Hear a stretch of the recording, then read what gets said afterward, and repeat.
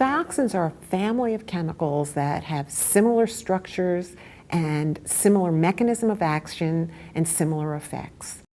Dioxins are extremely persistent chemicals. Because of their structure, they're resistant to both physical and biological degradation. Dioxins get introduced into the environment by a variety of ways.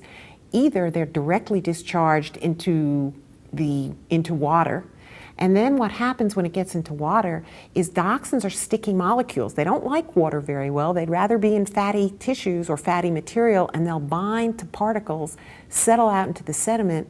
The sediment actually gets eaten by small critters, and they begin to bioaccumulate up the aquatic food chain. If dioxins are emitted from an incineration process, from any kind of combustion process, into the atmosphere, a certain amount of the dioxins can actually be in the gas phase, but most of them, again, will be stuck to little dust particles in the air. And the same thing will tend to happen as happened in the water.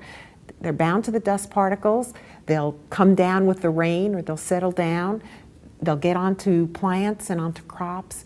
Animals will eat the plants and crops, and then eventually we eat the animals. So we eat the animals on land, or we eat the animals from the sea. And that's basically the way that dioxins get into people. We do think that at least for the general population, over 90%, in fact, probably over 95% of our exposure is from the foods that we eat, primarily foods of animal origin.